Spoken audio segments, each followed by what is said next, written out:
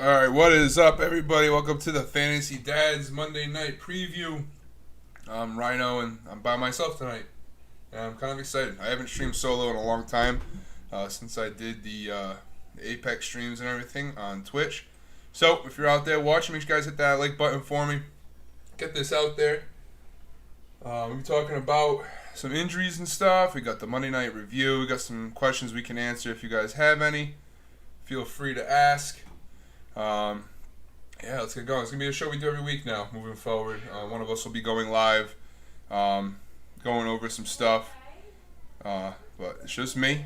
I'm alive today, much more alive than I was on Sunday morning. That's for damn sure. A little bit more recovered. I took today off of work to really regroup and prepare myself. But what up, Tony? What up, Alex? Uncle Alex, dude. GG's, bro. Put you down. What up, Seamus? What up?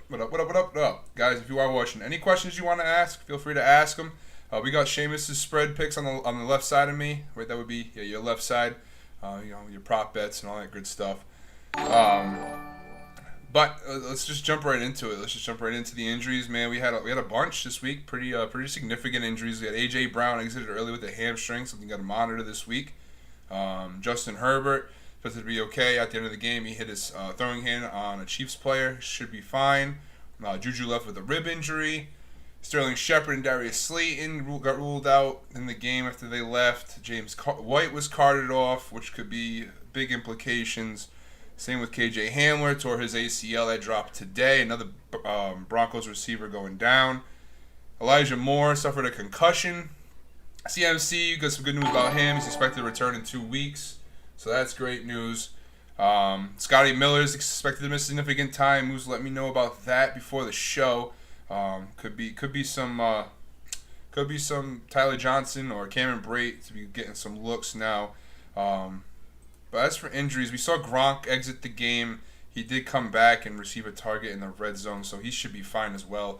But still, I would keep an eye on Cameron Brate as somebody you could pick up this week and play in a tight end if you're in a pinch. But with that said, we do have some breaking news today. Everybody's beloved Josh Gordon signed to the Chiefs practice squad to add to that arsenal of weapons for Patrick Mahomes, because they are struggling with that wide receiver 2 right now in their offense. Tyreek Hill and Kelsey are obviously, top of the line players and probably the best at their positions. Respectfully. Tyreek may not be the best, but he's one of the best. But they need a number 2. Byron Pringle, Demarcus Robinson, Mecole Hardman. It's just not doing it for him. So 30-year-old Josh Gordon, he's back in the NFL. Let's see if he can stick around this time. Marijuana rules are a little bit less, punishing. So as long as he can stay clean and, stay on the field, he should be a significant player for the Chiefs offense. If he can learn the playbook while he's on the practice squad, he might come week 5 or even week 6, he might be able to. I would roster him, honestly. As much as that hurts for me to say, I would roster Josh Gordon if you can. Why not, right? Why not? We know he's good, right? And if he goes plays a good quarterback, who knows what could happen? It's worth the risk. Worst case, you just drop him and nothing happens, right? So get rid of one of your your bench spots and then move on from him. If it's a Devonta Peoples-Jones like me or somebody else. But if you're in a least competitive league, he's probably still out there. Go ahead and pick him up. With no regrets, honestly. He's really not really going to pay nothing for him. Fab-wise, I don't know how much I would spend. You could probably hear about that tomorrow. I'm not a big Fab guy. I'm only in one Fab league, so I don't really know too much about the Fab bucks yet. If I had to guess, I would say 20% Seamus? I don't even know how much I would spend. I probably wouldn't spend anything if it was me. But it depends on who's on your roster. But yeah, right. After this week, you're just willing, especially all these injuries. The injuries are going to keep coming, right? It's football. People get hurt. It's just what happens. So any depth you can get at any position where there's an upside of potential starter for your team, that's something you want to add to your team. For sure. But like I said before, if you guys get any questions before we start diving into some topics I got written down here from this past weekend, feel free to comment them in the chat. Any early waiver questions or trade questions, buy low, sell high, anything like that, we can answer them here tonight. I'm only gonna be live for about a half hour. We just wanted to make sure that we could go live before games every Monday, and then we'll have our waiver show on Tuesdays and Thursday and Sunday. So the more we do this, the more comfortable we get. The more shows we will be able to do for you guys, and more information we can try to give to you, and suggestions we can try to give to you. But with that said, make sure you guys hit that like button for me, okay? Hit that like button. It helps with interaction on Facebook. If you're on YouTube, if you're on Twitch, if you're not following already, hit that follow button. TikTok, will follow us on TikTok. All the social media, we are on every platform. It helps us grow, and that's the only thing that's going to keep us going is the continued growth. We're almost at 1K followers on TikTok. We should be able to hit that this week. So stay tuned on that. We'll be able to do a live show Sunday all the way up until kickoff right on TikTok. So definitely something to keep posted on. Alex says he needs Hurts and Zerline to outscore Goddard by 7. Bro, I think you got that. That should not be an issue. We'll get into that game, though, later on in the show. First, we're just going to start off with I just want to talk about quarterbacks because I feel like we don't talk about them enough during our shows because we know who the 12 quarterbacks are that you really want in your team. Well, at least we know the top 8, right? So we don't really talk too much about quarterbacks, and there's a couple that are kind of starting to shine that I would suggest starting, or rostering at least for that playoff push or whatever it is. These guys have value, and they're showing it every week. It's been 3 weeks now, so it's no flukes anymore. Bearing any setbacks, with an injury or something like that can obviously change things, but quarterbacks are so important. They score so many points, and I feel like we don't give them enough credit because there's just so many of them. There's 32, right? There's 32 quarterbacks. So with only 12 teams usually in a league, you don't really need to know about all 32. You need to know about the top 20 usually, right? Unless you got a guy like we got in a league of record that rosters 3 quarterbacks just to be a pain in the ass. But you need to know. You still need to know. They score so many points, right? Now, Josh Allen this week finally blew up. Like, it was a blow up and a half. He dropped, in league of record, he dropped 38 points, I believe. 4 passing touchdowns, a rushing touchdown. Absolutely insane stat line. He destroyed that struggling Washington defense. One defense we thought was top tier, a matchup nightmare. He absolutely destroyed them, which is good to see. Good to see if you're a Josh Allen owner, because I know, like me, I drafted him second round in a couple leagues.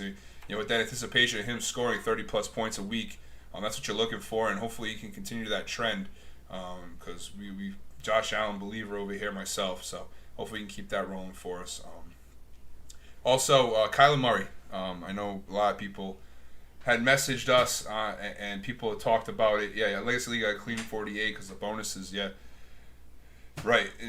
Josh Allen, if he continues to do what he does, man, that's a great sign for you. I know I was a little nervous after the first 2 weeks with not really a flop of a stat line, but not what you expected drafting him, where we drafted him as ADP being second, beginning of third round.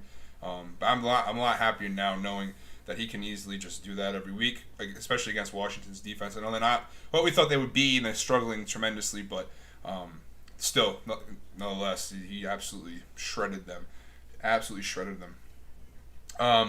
Anyway, with that said, I want to go back into Kyla Murray real quick. Kyla Murray, a little disappointing this week.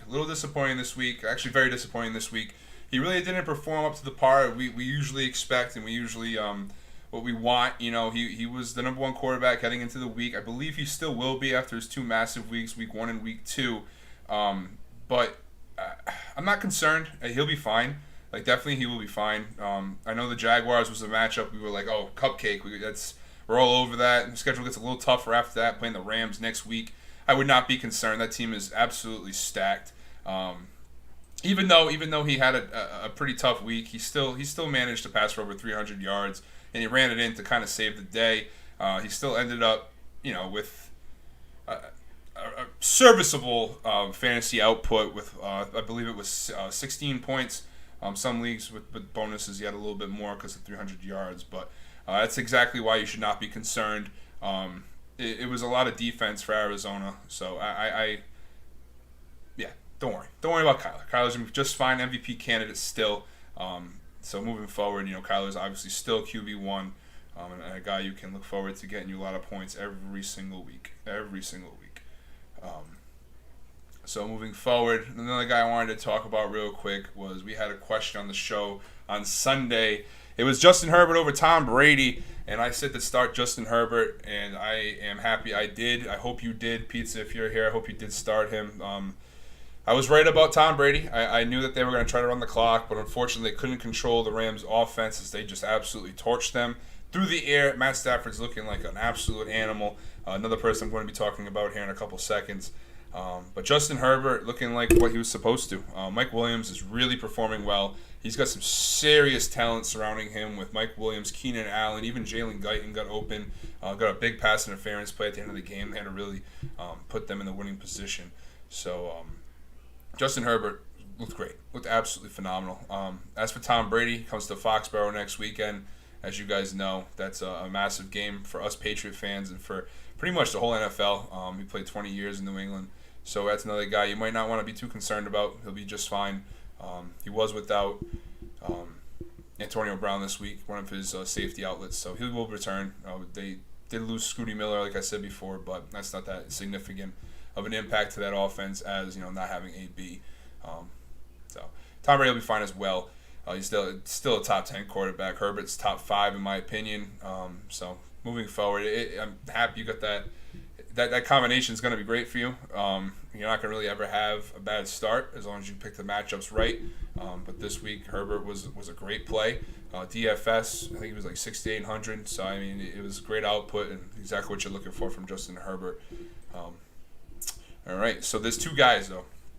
Two guys that I really, really, really like. And I mentioned them on the show last Sunday.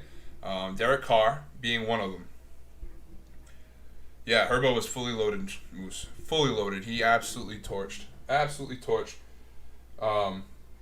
We do have a question from the YouTube here. I'm sorry, I'm by myself tonight, so my chat's I'm gonna be a little behind with the questions. But do ask, because I can look to my left. Every once in a while, I will be able to see the YouTube questions and the Twitch questions if you're on Twitch.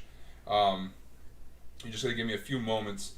So we got John Thayer asking us on YouTube, do you think Emanuel Sanders is entering starting territory in 3-receiver league as a flex? So I think Emanuel Sanders had a great game. I could pull up his stats real quick. I believe he had 8 targets this week, which was very high. And I know he had a couple of touchdowns, which is great. But you got to be careful with the Bills receivers. Gabe Davis is still there. He's not producing like we thought he was. He was one of our sleepers heading into the season. But I think depending on the matchups, you will be able to play Emmanuel Sanders. He had 2 touchdowns, so that's great, right? That's great. But Cole Beasley, man, he's the target machine. He's gonna get all the targets, continuing to get all the targets. 13 this past weekend. Yeah, Sanders only had 6 touchdowns. 6 targets. So, they're very high value targets. Definitely something that you can look at, but it's not like he's getting fed the ball like your Cole Beasley is, like your Stephon Diggs is. So Emmanuel Sanders, he may be startable if you absolutely need a receiver, but I would definitely be wary about making him a start every week because the ball is getting spread around so much. Even between those 3 guys, like I said, you still have Gabby Davis, who I still believe in. I know he's not really getting the opportunity yet, but definitely a guy you should be concerned about if you have Emmanuel Sanders. But maybe moving into next week, you probably could sneak him in your lineup as they do have a pretty decent matchup playing the Texans at home, which should be a boom game again for Josh Allen. But who knows, right? Who knows? So I think next week you might be able to start Emmanuel Sanders as your flex if you absolutely need him. But try not to force him in your lineup if you don't have to. It is what it is. Emmanuel Sanders, because he's got the talent. He's got the talent. We all know he can ball. But with the 6 targets, I know he had 2 touchdowns, like I just said. I still don't know if he's a wide receiver 3 or a flex play immediately. Alex says Diggs hasn't broken 70 yards this year. You think he'll pick up? Yeah, he will. He'll pick it up, man. Stephon Diggs is one of the elite receivers in the NFL. It's a long season. It's a very long season. It's one thing I will say about receivers is sometimes they do take a little extra time to get going and get cooking. Luckily for us, it's not really like that much. But Stephon Diggs is one of the guys that hasn't been able to perform at the volume that the ADP was at. I think he was around a little bit in the later round 2, beginning around 3 territory. The 3rd or 4th receiver taking off the board. you want more production from Diggs, obviously, and you give it time. It'll happen. It'll happen. Teams are focusing on him. The run game's not really there yet. It'll pick up. I think Diggs will be just fine. You might be able to buy Diggs very, very low. That could be a trade target for you moving forward. If you've got a guy who can sell really high, like a running back that's got a lot of value to his name, just because he's a starter, and people are dying for running backs because they always are. Diggs is definitely somebody you could go after as a buy low candidate for sure. But I want to get back to those two quarterbacks I wanted to talk about. Derek Carr. Derek Carr looks phenomenal this year. Looks absolutely phenomenal. I know his fantasy numbers haven't been through the roof, but the consistency is there. He's a quarterback 10 right now. He's had 3 productive weeks in a row, and he's had 40-plus attempts in 2 of those 3 games. Granted, 2 of them were overtime games. I get that.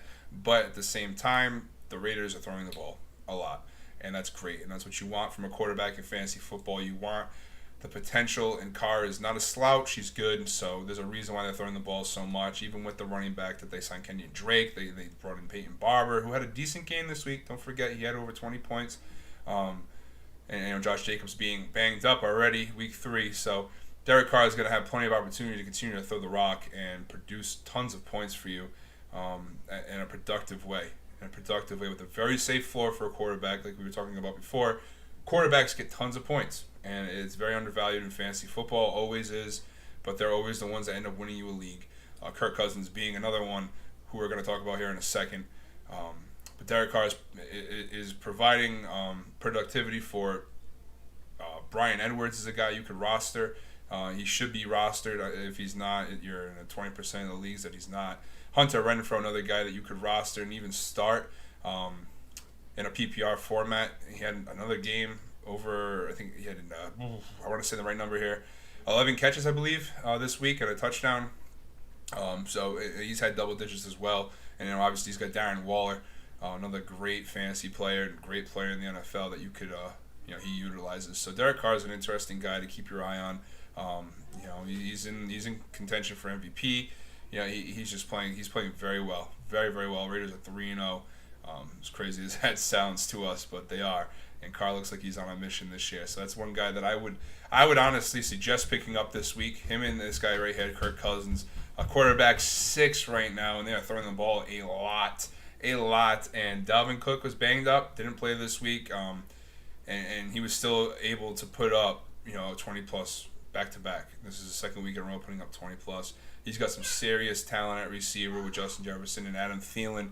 KJ Osborne showed up this year, giving him another weapon for his arsenal, and obviously he's got Dalvin Cook when he comes back. And apparently, we were wrong about Alexander Mattison. I didn't think he would be anything like he was this past weekend, so definitely very happy about that.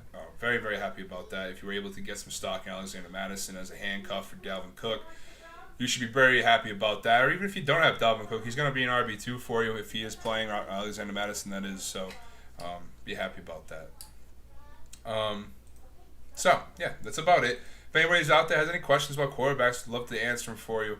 But those are my 2 guys this week that I was very impressed with. Again, Derek Carr and Kirk Cousins. And some guys you might want to target on the waiver wire this week if you are hurting for quarterback or just still uncertain about what you got back there at your starting lineup. Like if you got a Joe Burrow, if you're not sold on him yet, these guys can step in and produce for you every week. Not saying go drop Joe Burrow, but I started Derek Carr this week over Joe Burrow in pretty much every league. Or if you got a hit and miss on Josh Fields for some reason, Smirk's convinced the shit out of me to start Josh. Is that his name? I don't even know his name. I think it's Josh Fields. Absolute bum. He's just not ready. That team is just forcing him in. They got to ruin him. The Texans ruined David Carr. That offensive line is just god awful. Very scary situation for him. I know heading into the year, I talked to multiple people about how they didn't really like his game. His tape isn't really that great, and they're correct. It's really not that great. It's unfortunate because he was such a high draft pick, and we were very excited to see his explosive play, but they just didn't play him to his ability.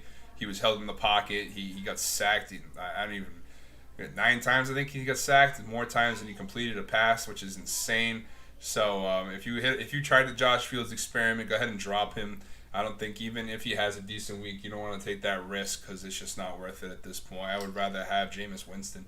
I would rather have I could go on and on and on. But the ceiling isn't even worth the risk right now. Not even worth the risk. You put him in the same category as Zach Wilson. Yeah, I'd rather have Jared Goff. It's unfortunate because he's got the Justin Fields. There you go. Yeah, he's got no floor. He's got no floor. So, yeah, they didn't, bro. They didn't use him to his ability at all. He's a running quarterback, athlete. He definitely can get it done on the ground, but you can't really do that if you don't have a run game to keep the defense honest. And the Browns are no slouch of a defense. Myles Garrett had a field day with 4.5 sacks, so absolutely ruined Justin Fields. So, yeah, he wrecked everybody who decided to give him a chance. But what are you gonna do, right? I mean, that's part of fantasy. You take chances, you take risk, and the reward isn't always gonna be there, and that's just part of it, man. That's just part of it. Luckily, it's a long season, and you can afford it every once in a while. But you don't have to win every game to win the championship. So, yeah, you can move on from Justin Fields. That's not somebody you really need to roster moving forward. You can get rid of him. For plenty of other players, there's plenty of other quarterbacks I would rather have than him on my roster, including Sam Darnold, Derek Carr, Kirk Cousins, Jared Goff, Jameis Winston. I would put him at the bottom right where Zach Wilson is. So, with that said, let's move into some talk about tonight's game. We got a pretty exciting game. I think it's going to be, at least. I'm a big believer in Philadelphia, so I think it's going to be a great game. The line is pretty nice looking. I think I would take the money line for the Eagles or even the spread. I think the Eagles are going to win. I'm going to be honest with you. I think the Cowboys' defense is great, but I think Jalen Hurts is the real deal. He's going to absolutely have some fun tonight. Somebody that I am excited to see is the debut of Devonta Smith on primetime. You're going to have Jalen Hurts and Devonta Smith. That's going to be a combination you're going to be hearing a lot moving forward in fantasy football. That's going to be the connection for the years to come, hopefully. As long as they can both stay on the field, as it goes for everybody else. But I love just Jalen Hurts and Devonta Smith. I think that combo is going to rock it tonight. They're going to blow up. Prime time, first time. I'm not going to make any bold predictions, but y'all know how much I love Jalen Hurts this year. He was one of my guys this year. He is my guy this year, my absolute, quarterback of the year. So he's been great so far. Even when he doesn't have a great passing day, he keeps it alive on the ground. He is their leading rusher. They're yet to break over 100 yards rushing in a game. Looking for Emanuel Sanders to possibly attempt that, but I definitely would agree with Moose on this under prop here of 79.5 yards on the ground. Excuse me.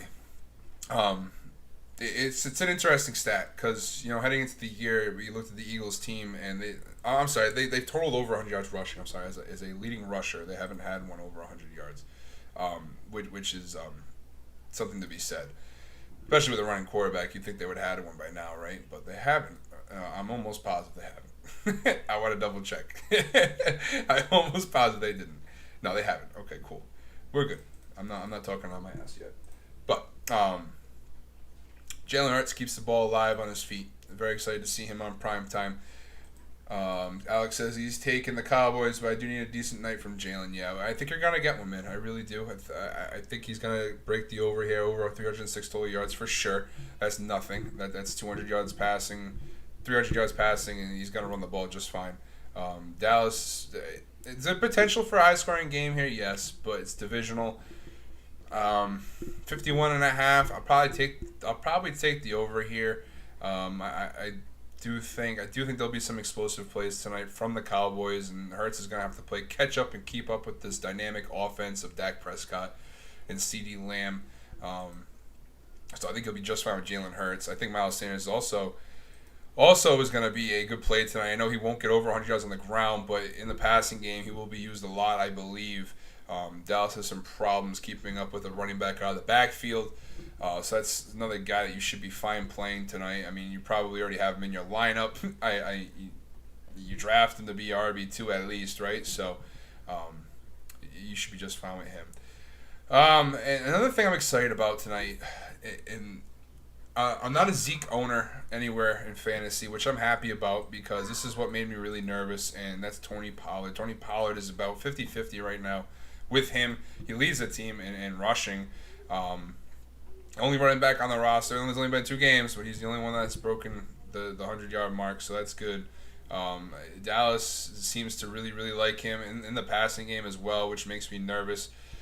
Zeke has not looked great. He's only averaging 3 yards a carry, where Pollard is averaging over 5 now, I believe. I think he's like 5 point something. Definitely looks way more explosive than Zeke. As a Zeke owner, I might want to sell him. I'm not a Zeke owner. I'm saying if you are a Zeke owner, I'm sorry, my cough is here. I definitely would suggest selling him if you can for a wide receiver too before his value is gone. Tony Pollard is here. He's the real deal. He's somebody that they enjoy in their offense, and they're going to continue to use him in their offense. I think he led the team in carries last week even, and that's something to be said. Zeke might be the goal line back moving forward, and that's not something you want because that's not what you draft him to be, right? You draft him to be an every down back, and you want him to be RB1, but it's not going to be like that this year, I don't think. So be careful. Playing Zeke moving forward is going to be something you have to think about, especially if we go into tonight and Tony Pollard's out there for more than 50% of the snaps again, because they do line up out there together. So that's definitely something to keep in mind. But I'm excited to see that as well. I am taking the Eagles tonight. I'm going to take them on the point spread at 3.5. I think they win by a touchdown. But I think Jalen Hurts is going to have a night. He's going to have a night with Devonta Smith. So that's who I think is going to end up winning the game for him.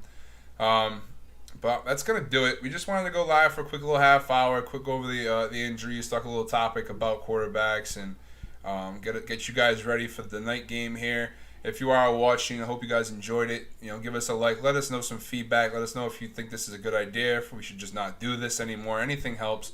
We're close to our 100 followers, 1,000 followers on TikTok, so make sure you guys are going to follow us over there. And now, if you are in the chat and you want to ask any questions, please feel free to ask. I will answer any more you got. But we'll be back tomorrow night for our waiver show as usual with Moose and Kevin. That starts around, I believe it's 7 o'clock. And we'll be producing. I won't be on the show, but they'll be live answering your waiver questions, giving you guys updates on the game that happens tonight. But make sure you guys keep an eye on those injuries. Keep checking your rosters. Make sure you watch some football tonight. Enjoy the game. Don't sit there and stress about it. It's week 3, right? Week 3. There's plenty of football left out there. Plenty of time to build your team and to make some moves. So follow us on Twitter, Twitch if you're out there right now. Hit that like button for us on YouTube and hit the sub with the little bell over there as well. And we'll be live again on tomorrow night, 7 p.m. with Moose and Kev. Hope you guys enjoyed the show. Thank you guys for coming by. Ryno's out. Peace.